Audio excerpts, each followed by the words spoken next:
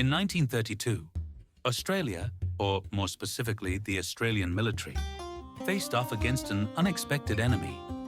It wasn't another nation. It wasn't a rebellion. It wasn't even human. It was a bird, not just any bird. The emu, a flightless 6-foot-tall, muscle-bound survival machine that can run faster than a horse and shrug off bullets. This is the true story of the Great Emu War, when humans brought machine guns. But the emus brought chaos, and somehow, the emus won. Section 1. The problem begins. The scene is Western Australia, late 1932. The Great Depression is in full swing. The government, trying to support war veterans, had given them plots of land to farm in the harsh, dry interior. It wasn't easy work, but for a time, it was manageable. Then came the emus. Every year, about 20,000 of these birds migrated from inland Australia to the coast in search of food and water. That year, they found themselves in the middle of farmland, miles and miles of ripening wheat fields. To the emus, it was a feast. They began trampling crops, tearing down fences, and generally wreaking havoc on the harvests. The farmers, already struggling to survive, were desperate. They turned to the government for help. And the government's answer? Send in the army. Section 2. The military responds. In late 1932, Major G.P.W. Meredith of the Royal Australian Artillery was dispatched to Western Australia with a small group of soldiers. Their weapons, 2 Lewis machine guns, the same kind used in World War I, and 10,000 rounds of ammunition. Confident in their experience and firepower, the soldiers expected a quick, clean operation, but they didn't know what they were up against. On November 2nd, the first encounter began. Over 50 emus were spotted near a farm in Campion. The soldiers waited, opened fire, and the birds scattered. They were too fast and too unpredictable. Only a few were killed. A second attempt days later saw around 1,000 emus surrounded. But again, the birds broke into smaller groups and ran in every direction.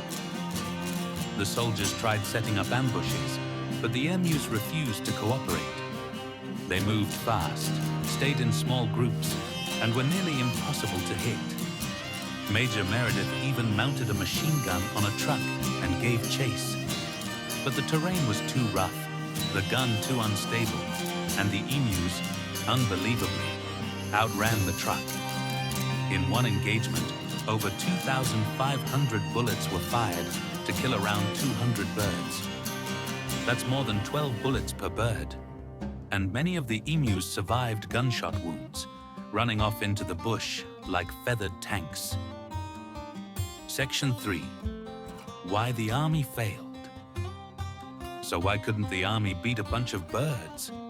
For starters, the emus' speed and mobility were unmatched. They could hit 30 miles per hour and change direction without warning. They didn't group like herd animals either. They ran in small clusters, making mass-firing strategies useless. Second, the terrain was brutal. The outback was rough, uneven, and full of obstacles that made moving equipment, especially World War I machine guns, nearly impossible. Third, and perhaps most embarrassingly, the army underestimated the birds. They expected the emus to be slow and stupid. Instead, they encountered creatures built by evolution to survive Australia's harshest environments. Creatures that seemed to learn and adapt on the fly. By early December, just 1 month after it began, the operation was called off. The official number of emus killed was only around 1,000 out of an estimated 20,000. The rest simply ran off and continued destroying crops.